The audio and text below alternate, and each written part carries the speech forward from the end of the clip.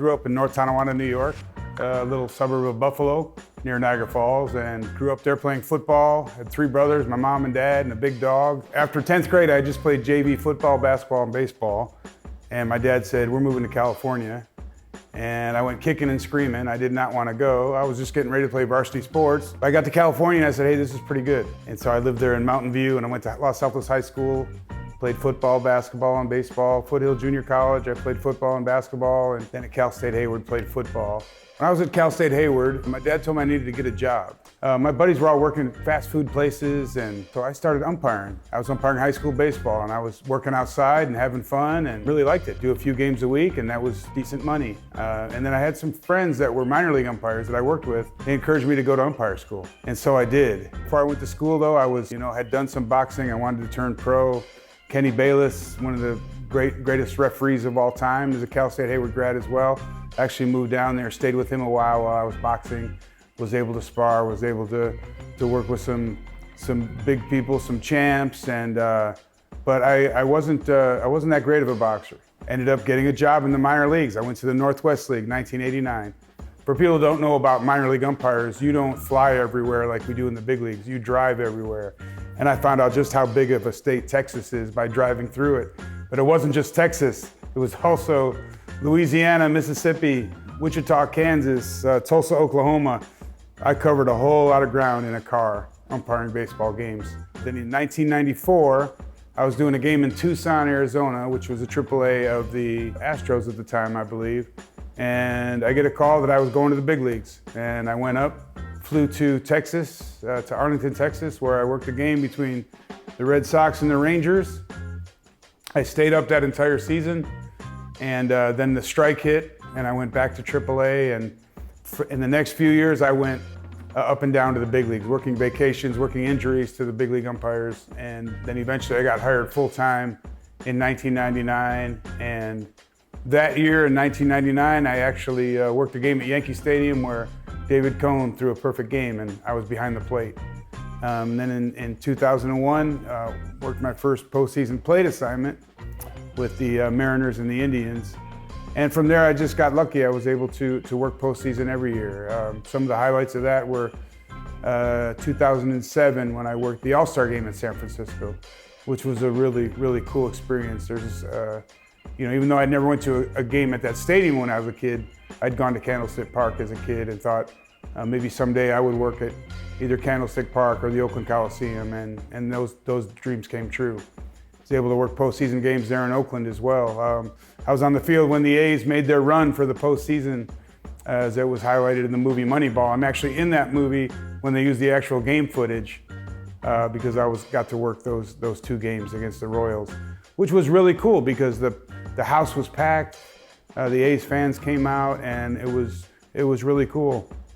I also worked some postseasons there with the Yankees, the famous Jeter flip where he throws out Jeremy Giambi at home plate. I was out on the right field line for that game.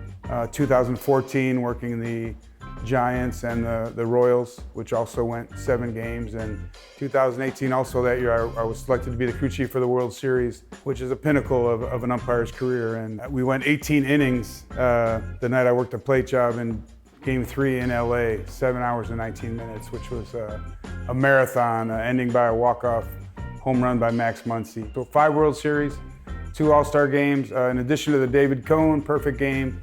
In 2012, I was working third base, and Philip Humber threw a perfect game. And then just a matter of a couple months later, I was behind the plate in San Francisco when Matt Cain threw a perfect game. So to be a part of 3 perfect games is amazing, but to be behind home plate for 2 perfect games, no one's ever done that. So I feel like I caught lightning in a bottle twice. So a lot of highlight games, a lot of fun games, being a part of a lot of history and seeing it was really cool. But also off the field, we developed a ministry, Calling for Christ. We held retreats every year. We just had our 20th retreat. We do prayer calls with minor league umpires and major league umpires as well. We do discipleship calls, virtual church services. And so it's been an amazing thing that God's allowed me to do, go so many places, meet so many people. On your profession of faith, I baptize you in the name of the Father and the Son and the Holy Spirit. Praise in the new life.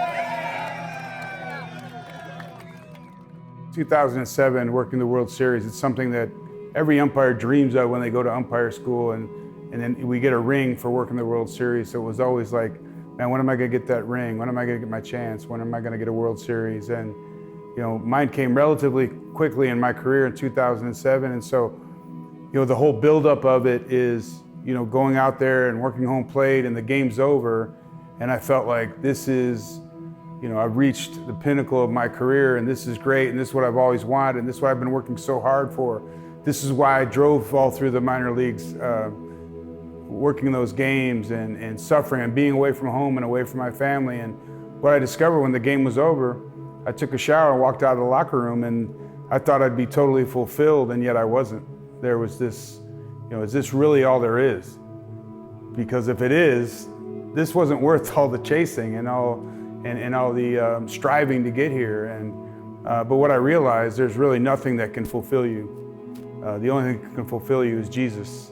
And so my relationship with Him is the most important thing, and daily growing closer to Him, and also being with the other guys, the other umpires, the people I love, and trying to bring them into a relationship with Jesus too. That's the most important thing to me. Out of all the accomplishments and everything, the World Series, the All-Star games, the rings and all that, all that pales in comparison from the joy of knowing I have a relationship with Jesus, and that I get the privilege of introducing Him to others.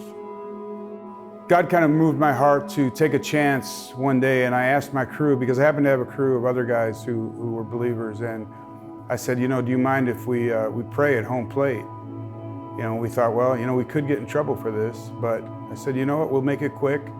We'll do it as a crew. We'll, not make a big show of it, but we want to represent Jesus, and we want to show people what we're all about. And they, it's just amongst us, the actual prayer. And so we did that. We went up to home plate, exchanged lineup cards. The managers left, and we bowed our heads, got together, locked arms, and prayed at home plate. And the cool thing too is we didn't get a whole lot of negative pushback, and so that became a ritual on my crew. When I became a crew chief, we did that every game, as long as the other guys were comfortable with it, and then took it into. I have a picture of the All-Star game where we're praying at home plate in the World Series, and then the players would give positive feedback, say, hey, that was really cool, I was encouraged by that. Or I'd hear from a fan, hey, I love the way you pray at home plate. And usually when a fan sees an umpire walking by, they're not saying encouraging things. And so that was really cool. And I felt like, God gave me favor to take that to the masses, and then to be able to be used as an instrument for that, for a kid from Western New York that just grew up playing sports, it's a really cool thing. I believe no matter what you do, whether you're a guy that gets up and goes to work in a factory or whatever you do, you're specifically there for a reason. And there's a void there, and Jesus wants you to fill it, and He can use you as an instrument to do that. That's really cool. I'm Ted Barrett, and I ump for Him. No. I'm Ted Barrett, and I play for Him.